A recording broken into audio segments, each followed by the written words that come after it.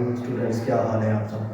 उम्मीद करता हूँ आप सब लोग जहाँ होंगे खैरियत से होंगे और खुशबाश होंगे। आज जो मैं आपके लिए क्वेश्चन लेकर आया हूँ वो बेसिकली मैथमेटिक्स का एक पज़ल है।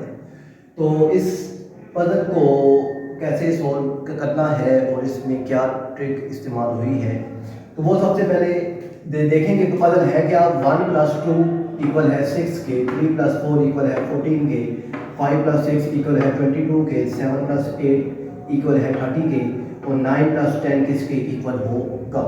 तो इसमें परेशान होने वाली कोई बात नहीं है। उसमें जो ट्रिक इस्तेमाल की है वो क्या है, तो वो मैं अभी आपको समझा देता हूँ कि आप देखें कि 2 + 1 कितना हो गया 3, तो 3 × 2 तो आ गया 6। इसी तरह 4 + 3 तो 4 और 3 कितना हो गया 7 × 2 तो क्या आ गया 14।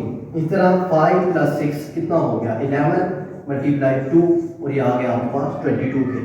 इसी सीक्वेंस से अगर आप नीचे आए तो आप इन दोनों को अगर ऐड करें 10 + 9 कितना आएगा 19 × 2 तो इसका आंसर आपके पास आ जाएगा 38।